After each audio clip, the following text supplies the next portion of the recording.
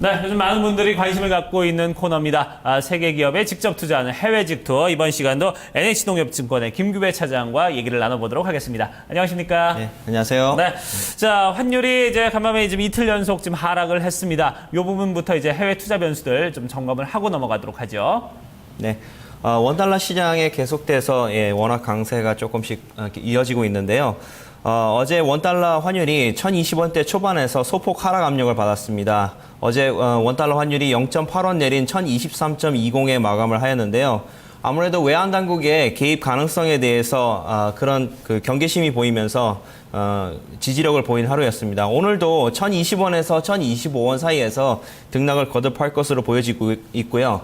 1,020원 선에 가까이 갈수록 당국의 개입 가능성에 대해서 과감하게 어떻게 포지션을 가지고 가기는 힘들 것으로 보여져서 이 밴드는 유지가 될 것으로 예상이 되고 있습니다. 네, 최근에 이 원달러 환율은 크게 좀 변동성이 없네요. 1,020원대 초반에서의 흐름 보여주고 있습니다. 네. 그리고 해외 증시에서 어떤 부분 좀 살펴봐야 할지 체크포인트 간략하게만 짚어볼까요?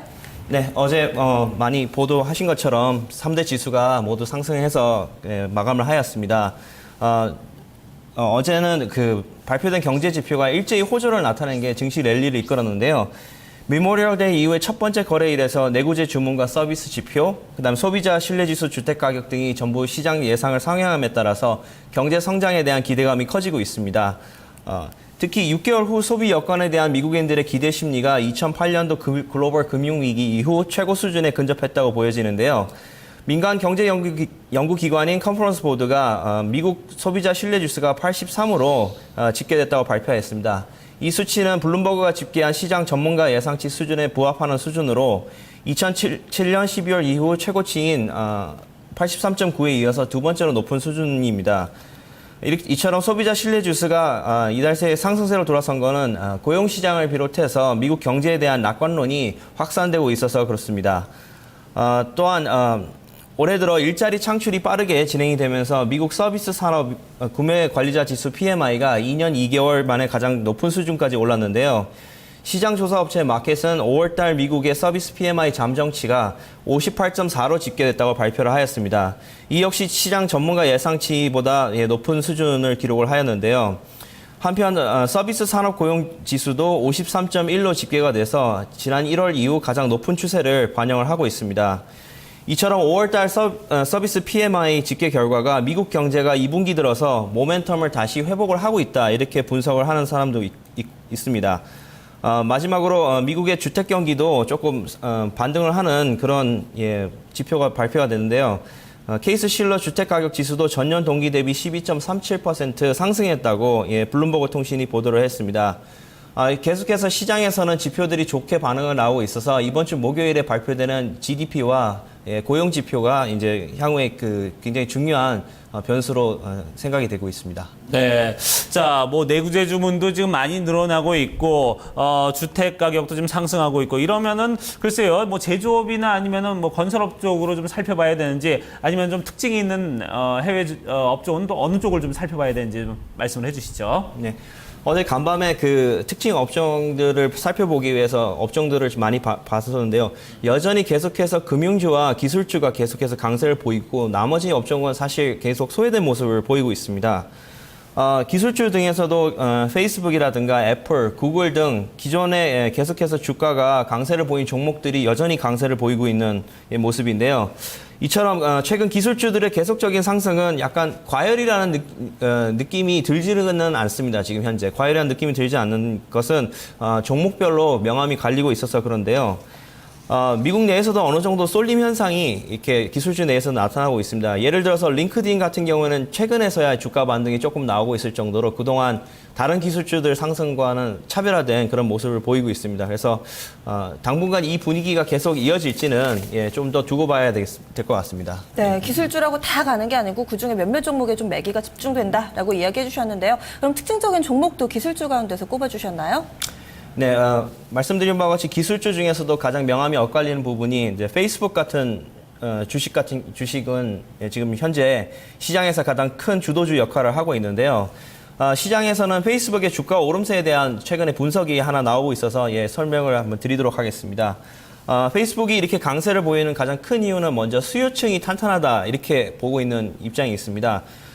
페이스북은 아시는 것처럼 일반 사용자들이 일반적인 자기 네트워크를 관리하고 또 어떤 개인적인 사생활을 공유하는 그런 장점이 있는데요. 이외에도 프로그램 개발자라든가 광고업자들도 계속해서 페이스북을 찾을 수밖에 없다. 예, 이런 분석이 나오고 있습니다. 그 이유는 페이스북과 연동된 애플리케이션 개발에 대한 수요가 계속 많고 또한 플랫폼 개발에 있어서 어떤 광고업자들도 정보 공유를 하는 데 있어서 페이스북에 9억 명이나 되는 이 사용자 데이터가 굉장히 중요하다. 그래서 수요가 계속 늘 수밖에 없다는 분석이 나오고 있습니다. 또한 아무래도 예전에 그 2000년대 초반에 그 기술주의 그 열풍과는 약간 차별화된 부분이 최근의 기술주인 뭐 페이스북이라든가 이런 종목들은 실적이 굉장히 받쳐주고 있는 그런 부분이 있는데요. 2014년도 1분기에서도 이익 성장률이 183%를 기록을 하고 있습니다. 그래서 2013년도 2분기부터 계속해서 이 4분기 연속 수치가 계속 상승 중에 있는데요. 이러한 만족스러운 실적이 계속해서 주가 상승의 촉매제로 보이고 있습니다. 마지막으로 경쟁 관계에 있는 다른 기업들, 마이크로소프트나 구글, 링크드인에 비해서 주가가 더 상대적으로 매력적으로 보이는 것도 투자자들의 관심이 높아지고 있는 부분이기도 합니다. 네, 그렇군요. 페이스북 지금 간밤에도 한 3.74% 오른 모습을 보여줬는데 앞으로 좀 어떤 행보를 가져갈지 계속해서 저희도 좀 주시해서 보도록 하겠습니다. 자, 오늘 그 해외 증시 직접 투자할 어떤 종목군들 어느 쪽으로 좀 눈여겨보면 좋을까요? 네. 계속해서 그 소비재 관련돼서 좀 주목을 좀 하고 싶고요. 네, 오늘 그 소개드리고 싶은 종목은 항한국제라고 불리는 그 종목입니다. 홍콩 거래소에 상장이 되어 있고, 예, 종목 번호는 1044번입니다.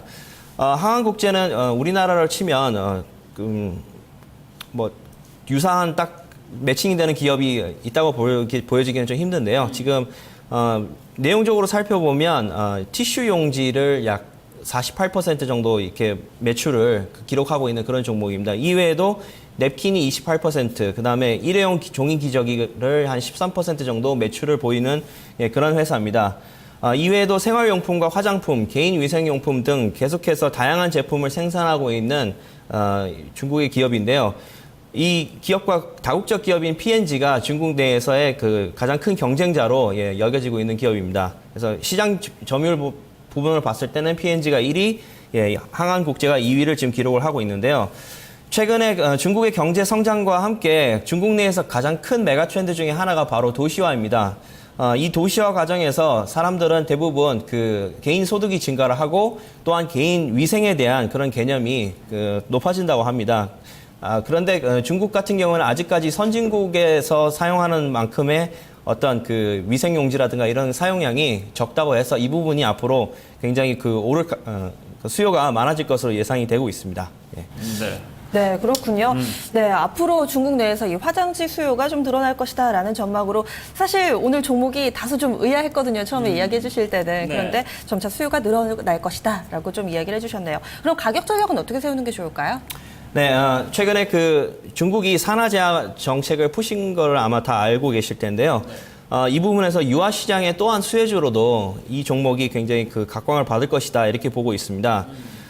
우선 목표가를 말씀을 드리면 시장의 컨센서스는 지금 현재 91 홍콩 달러인데요.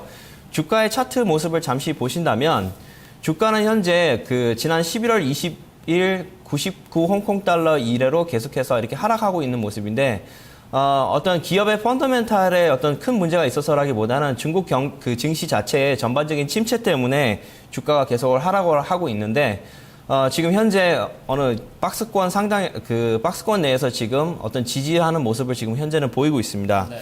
예, 그래서 앞으로 이 부분이 이제 주가에 대한 그 펀더멘탈이 계속적으로 반영이 된다면 91 홍콩 달러까지는 충분히 가능할 것으로 보여지고 있고요. 현재 JP모건이 4.9% 정도 보유를 하고 있고 뱅가드 그룹도 1.6% 정도 보유하고 있어서 기관 투자자들도 굉장히 선호를 하는 종목입니다. 그래서 현재 수준에서 조금 실적이 계속해서 받쳐주는 형태가 나온다면 계속 주가가 차별화되고 있는 모습을 가질 수 있을 것 같은데요. 참고로 말씀드리면 지난 2009년부터 2013년도까지 5개년도 실적이 계속해서 상승을 보였습니다. 그래서 계속 실적에 대해서 어떤 믿음이 있으시다면 한번 관심 종목군에 넣으셔도 괜찮으실 것 같습니다. 네. 오늘 말씀 여기까지 듣겠습니다. 고맙습니다. 네, 감사합니다. 네.